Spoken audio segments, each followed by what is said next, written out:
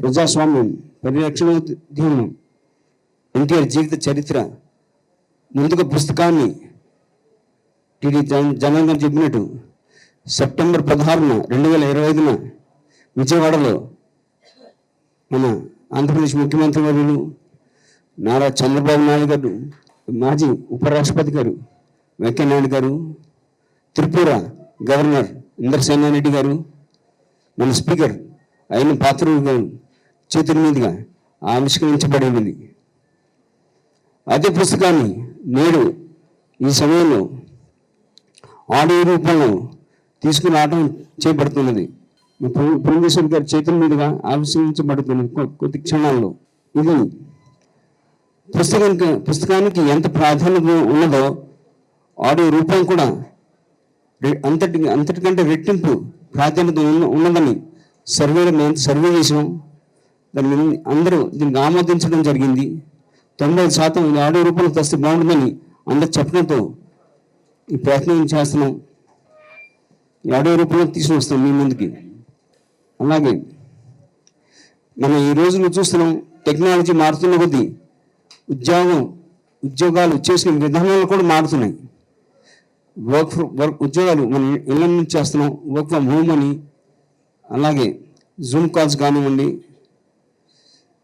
కారులో ప్రయాణం చేసిన సగం పనులు కారులో నుంచి చేసుకుంటున్నాం.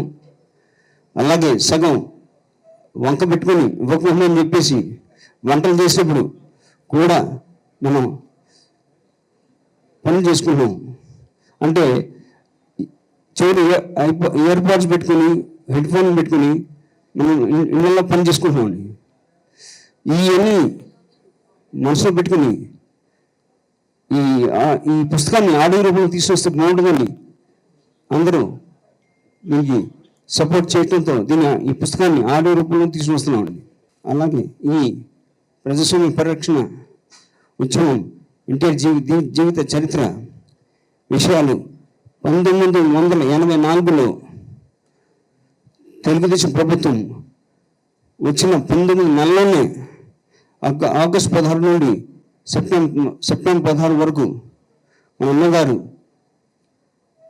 ఎవరి పేరు చెప్తే రోమాలు లెక్కపడుస్తాయో, ఎవరి పేరు చెప్తే దేవ సంబుతులుగా చూస్తారో, ఎవరి పేరు చెప్తే తెలుగు ఆడపడుచుల నుండి అన్నాన్ని పదం స్వరం వినపడద్దో మన విశ్వవిఖ్యాత నటసార్వభౌముడు పద్మశ్రీ నటరత్న కళప్రపున్న డాక్టర్ నందమూరి తారక రామారావు గారికి అతి కిరాతకంగా, అన్యాయంగా, అక్రమంగా ప్రజాస్వామ్యాన్ని కూని చేసి వారిని ముఖ్యమంత్రి హోదా నుండి తప్పించి ఒక నెల తిరిగేలోపు అదే ప్రజాస్వామ్యాన్ని కాపాడి మళ్ళీ ఆయన ముఖ్యమంత్రి చేయడం ఈ ఆడియో పుస్తక రూపాన్ని తీసుకోవడం జరుగుతుంది. ఆ నెల రోజులు జరిగిన సంఘటనలన్నీ సేకరించి ఈ పుస్తకంలో ఈ ఆడియో రూపంలో సేకరించబడింది. 1984 అండి. నేను ఇప్పుడు అమెరికాలో ఇంజనీరింగ్ చదువుకు వెళ్ళాను, చదువుతున్నాను. 84 83లో నేను వెళ్ళాను, 84 అక్కడే ఉన్నాను నేను. అప్పుడు ఈ ఘటన అప్పుడు రోజు మా అన్నయ్య హరికృష్ణ గారితో దాదాపు రోజుకి రోజు ఒక రోజు ఆల్టర్నేట్ డేస్గా ఆయనతో మాట్లాడుతూ ఉండేవాడిని, ఏం జరుగుతుంది ఇక్కడ అని. ఆయన గత స్మృతులన్నీ గుర్తుకొస్తున్నాయి. మీరు విక్రమ్ పోలా గారు, ఈ పుస్తక రచయిత విక్రమ్ పోలా గారు. అలాగే ఈ పుస్తకానికి ఆడియో రూపంలో వారి కంఠం ఇచ్చిన శ్రీమతి గాయత్రి గారికి, మీ విక్రమ్ గారు, మీరు నాకు కొంత పర్మిషన్ 2 మాటలు చెప్పాలి పుస్తకం గురించి, చెప్పచ్చుగా? ఒక పక్క అమ్మగారు క్యాన్సర్ వ్యాధితో చికిత్స పొందుతున్న వేళ, ఇంకో పక్క నాన్నగారు గుండె ఆపరేషన్ జరిగిందండి 1984లో. నేను ఇప్పుడు అమెరికాలో ఉన్నాను, టెక్సస్ హ్యూస్టన్లో డెంటల్ కూలి గారు సర్జరీ చేశారు, ఓపెన్ హార్ట్ సర్జరీ చేశారండి.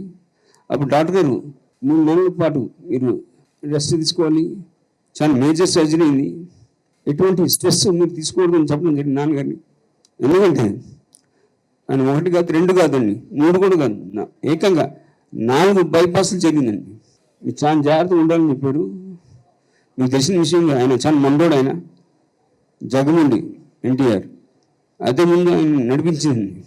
అప్పుడు ప్రధానమంత్రి ఇందిరాగాంధీ ఇది తెలుసుకుని ఆయన అనారోగ్యం ఉన్నాను అనుకుని మర్చిపోయారు, ఆవిడ చాలా మండోడని అనుకుని ఇక్కడ విషయంతో ఉన్న ఒక రాజకీయ నాయకుడితో చేయగలిపి క్రైసిస్ ట్రై చేశాడు. రాజకీయ కుట్రలు పన్నాగం మొదలుపెట్టారు. ఇది నాన్నగారు అక్కడ తెలుసుకుని ఆయన చెవులో పడింది, ఇక్కడ ఏదో కుట్రలతో పన్నాగం పడుతున్నారని. ఇది వెంబటే తెలియగానే హఠావుటిగా ఆయన అనారోగ్యం లెక్క చేయకుండా, ప్రాణాలు లెక్క చేయకుండా మన రాష్ట్ర ప్రజలకి ఇది అన్యాయం జరుగుతుందని గ్రహించి ఎవరి బయలుదేరి వచ్చేసాడండి. రాష్ట్ర ప్రజల కోసం, ఆయన గురించి, ఆయన కుటుంబం గురించి కూడా. అమ్మగారు క్యాన్సర్ వ్యాధితో చికిత్స పొందుతున్నారు. వచ్చిన ఆగస్టు 15వ తారీఖున స్వాతంత్ర దినోత్సవం నాడే జెండా ఎగిరేశారు. ఆ జెండా ఎగిరేసిన మరుక్షణమే ముఖ్యమంత్రి జెండా ఎగిరేశారు ఆయన. భారతదేశం జెండా ఎగిరేసిన వెంబటే వారిని ముఖ్యమంత్రి హోదా నుండి తొలగించడం జరిగింది. అప్పుడు గవర్నర్ రామ్లాల్ గారు, కరెక్ట్ అండి, రామ్లాల్ ఆయనకి బలం లేదని ప్రజాస్వామిని ఖూనీ చేసి అవకాశం ఇవ్వకుండా, బలాన్ని ప్రూవ్ చేయకుండా, ఉన్నా సరే లెక్క చేయకుండా పక్కన పెట్టి ఆయన బలం లేదని పన్నంగా ఆయన ముఖ్యమంత్రి హోదాని దింపడం జరిగింది. ఎంతో ప్రయత్నించారు, కుదరలేదు. ఇది ఎలా కాదు, మళ్ళీ నేను ప్రజల్లోకి వెళ్తాను, నాకు ప్రజలు న్యాయం చేస్తానని మళ్ళీ శాతం తగ్గాడు ఆయన. నన్ను హరికృష్ణ రథసారథిలో బయలుదేరాడు. రాష్ట్రం అంతా తిరిగాడు ఆయన. రాష్ట్రం అంతా అల్లకోలం మొదలైంది. మొట్టమొదటిసారిగా భారతదేశ చరిత్రలో భారతదేశంలో పార్టీలన్నీ, బీజేపీ కానివ్వండి, కమ్యూనిస్టులు కానీ, అందరూ మజ్లిస్ అన్ని పార్టీలు ఏకగ్రీవంగా అందరూ ఒక తాట మీద వచ్చి మన ప్రజలను కాపాడాలి, ఎన్టీఆర్ గారిని తెలుగుదేశం కాపాడాలి అని సపోర్ట్ చేయడం జరిగింది.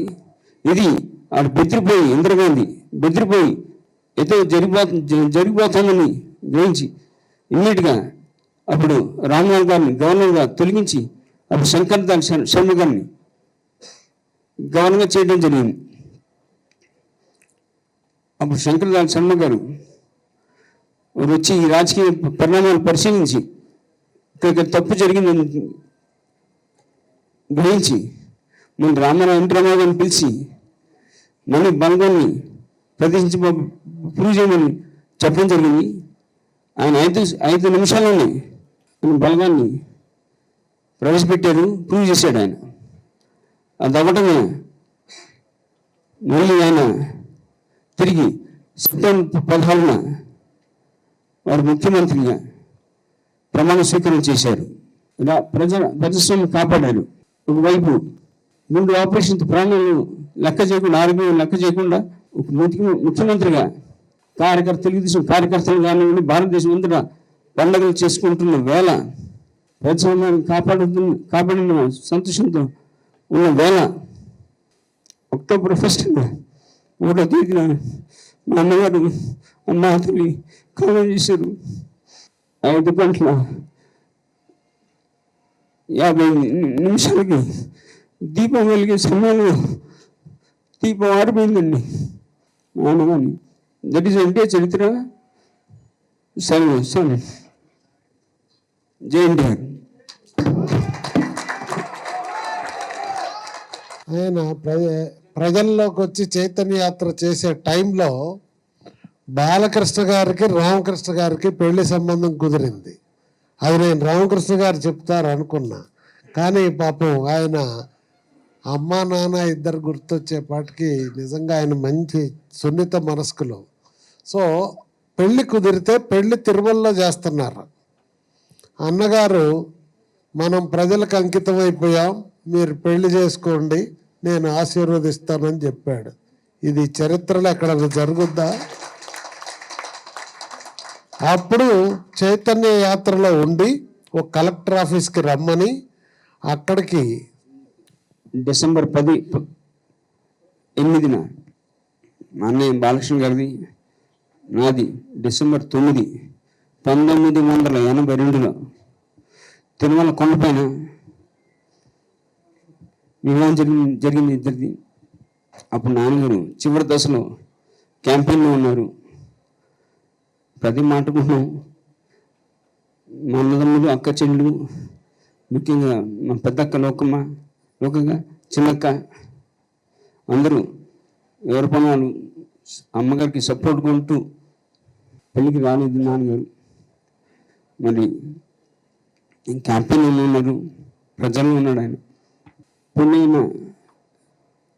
రాత్రి డిసెంబర్ 9వ తారీఖున నాకు లోకల్ తిరుపతి పోలీస్ స్టేషన్ నుండి మెసేజ్ వచ్చింది. సీఎం గారు మీతో మాట్లాడతానట ఉదయం 10 గంటలకి తిరుపతికి రమ్మన్నా. ఇక్కడ సీఎం ఏంటి, సీఎం అన్నారు ఏంటి అనుకున్నాం.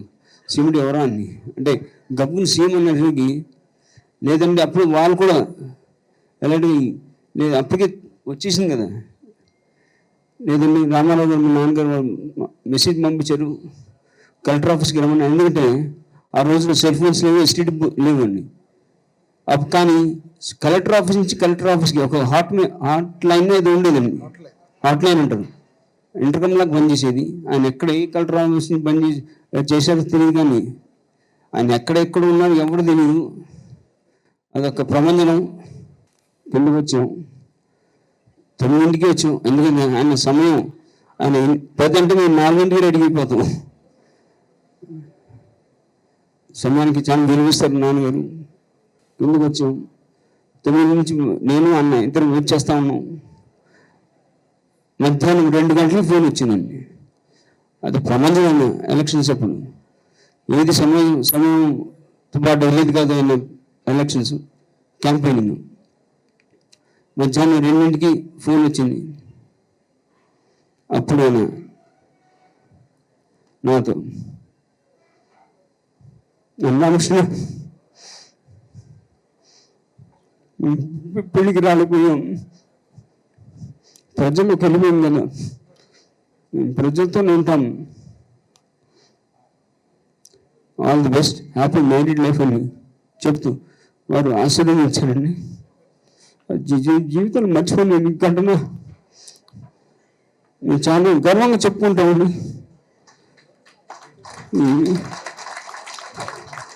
ప్రజలు మా కుటుంబం చాలా గర్వంగా చెప్పుకుంటాం. జయంతిగా అలానే ఇంకో సందర్భంలో టెలిఫోన్ మాట్లాడుతున్నారు. అబ్బాయి ఎవరో టెలిఫోన్ మాట్లాడుతుంటే ఆ కాలంలో ఈ కనెక్షన్ ఇస్తారు కదా ఆపరేటర్, అన్నగారు ఫోన్ కనెక్ట్ చేశాడు ఆయన ముందు. ఏంటి ఇంతవరకు ఇట్లేదని కోప్పడుతున్నాడు ఆపరేటర్ని. అన్నగారికి లైన్ వినపడింది. ఉదయం 5ంటికి పిలిచారు ఆపరేటర్ని, అబ్బాయిని. ఆయన టైం అప్పుడు పిలిచి ఏమిటి తమరు నిన్న గట్టిగా మాట్లాడుతున్నారు అన్నారు. అబ్బా ఇదేందని షాక్ అయిపోయింది. అని ఆ ఆపరేటర్ని ఉద్యోగం పర్ఫెక్ట్గా చేసావు అన్నాడు. మీరెప్పుడూ ఆ విధంగా కోపంగా అనరాదు. మీకోసం కాదు వారు పనిచేసేది, ప్రభుత్వ ప్రతినిధి నా కోసం అని. ఆయన ఏమన్నాడంటే నాన్నగారి కాల్స్ కనెక్ట్ చేస్తున్నాం, అందువల్ల లేట్ అయింది అన్నాడు. అప్పుడు వెంటనే ఇది కాదు ముఖ్యం, ఇప్పుడు చెప్పేది ముఖ్యం. మరుసటి రోజు పొద్దుటికల్లా ఇంకొక ఫోన్ తీసుకొచ్చి పెట్టండి, ఫ్యామిలీ మెంబర్స్ అందరూ దాంట్లో మాట్లాడండి, ప్రభుత్వం ఫోన్ వాడరాదని చెప్పాడు. ఎవరన్నా ప్రపంచంలో ఉన్నారండి ఇట్లా? ఇంకో సందర్భంలో మా సాయి జ్యోతిక టైం ఇచ్చిండు. టైం ఇస్తే ఫలానా టైంకి రమ్మని చెప్పారు ఎన్టీ రామారావు గారు. నాకు ఆయన చెప్పిండు స్వయంగా. ఎవరో రామారావు గారు టైం అంటే టైం. ఈయన 2 నిమిషాలు లేటుకి వెళ్ళాడు. బెల్ కొట్టాడు, ఆయన ఇంకా రాలేదన్నాడు అని ఆలోచిస్తుంటే ప్రవేశించాడు. బ్రదర్ నా కోసం అందరూ వెయిట్ చేస్తున్నారు, నేను మీకోసం వెయిట్ చేస్తున్నా. ఎందుకు? మీకు నేను టైం ఇచ్చాను, అందుకోసం. ఇక నుంచి ఎప్పుడు నువ్వు లేటుగా రా, మాకు గుర్తుపెట్టుకో, టైం చాలా విలువైంది అన్నాడు. That is NTR. అట్లే రామకృష్ణ బాబు గారు స్కూటర్లో పోతా ఉంటే హ్యాబిట్స్లో ఎక్కడో పోలీస్ ఆపాడు, రామకోట్లో పోలీస్ ఆపితే అది చూస్తే ముందు రామకృష్ణ బాబు గారు బాగానే చూశాడు, కింద ఎన్టీ రామారావు గారు అని ఉంది. వద్దులేండి వెళ్ళిపోండి అన్నాడు. వద్దులేండి కాదు నాయన, నీ ఉద్యోగం నువ్వు చేయమని చెప్పిన గొప్ప మనిషి ఆ చదువుకున్న రోజుల్లో రామకృష్ణ బాబు గారు. ఇవాళ సర్పంచ్ గారు కొడుకును పలకరించేటట్టుందా వాతావరణం? ఏమిటండి, ఎన్ని చెప్పాలండి ఇట్లాంటివన్నీ భావి తరాలకి మనం ఇవ్వాల్సిన సందేశాలు. అది ఆయన జీవితం, సంస్కారం. ఈ విషయాన్ని కులదీప్ నాయర్ గారు కూడా ఒకసారి ఇల్లస్ట్రేటెడ్ వీక్లీలో రాశారండి. 5 నిమిషాలు లేటుగా వెళ్తే తెల్లవారుజామున 5 గంటలకి వారికి, కులదీప్ నాయర్ అంటే పెద్ద జర్నలిస్ట్ ఆ రోజుల్లోనే, వారికి కూడా అంటే సెకండ్ డే నాడు అపాయింట్మెంట్ ఆ రోజు రద్దు చేశారు. సరే, ఈనాటి కార్యక్రమానికి ముఖ్య అతిథిగా విచ్చేసినటువంటి ఎన్టీ రామారావు గారి తనయ్య. హిట్ టీవీ యాప్, ఇందులో short news, live news, entertainment shows, movies, digital magazines తో పాటు మీ జిల్లా వార్తలను కూడా ఫ్రీగా చూడొచ్చు. ఇంకెందుకు ఆలస్యం, వెంటనే హిట్ టీవీ యాప్ ని డౌన్లోడ్ చేసుకుని ఫ్రీగా ఎంటర్టైన్మెంట్ పొందండి. Hit TV app. Hit TV app. Please download hit TV app. Hit TV app ని ఫ్రీగా డౌన్లోడ్ చేసుకొని ఎంజాయ్ చేయండి. మీకు నచ్చిన ఎంటర్టైన్మెంట్ కోసం హిట్ టీవీ యాప్ ని ఫ్రీగా డౌన్లోడ్ చేసుకుని ఎంజాయ్ చేయండి. హిట్ టీవీ యాప్ ని డౌన్లోడ్ చేసుకుని ఆస్వాదించండి, ఆశీర్వదించండి. ఇంతమంది సెలబ్రిటీలు హిట్ టీవీ యాప్ ని డౌన్లోడ్ చేసుకోండి అని చెప్తున్నారంటే ఎంత మంచి యాప్ ఆలోచించండి. అమెరికా అమెరికా అమెరికా అమెరికాలో చదవాలనుకునే వాళ్ళకి విశ్వసనీయమైన పేరు మన శౌర్య కన్సల్టెన్సీ. UK లో 1 year masters. UK లో 1 year masters. 2 years work permit up to 5 years visa. Contact Saurya Consultancy. Contact 89851 89851.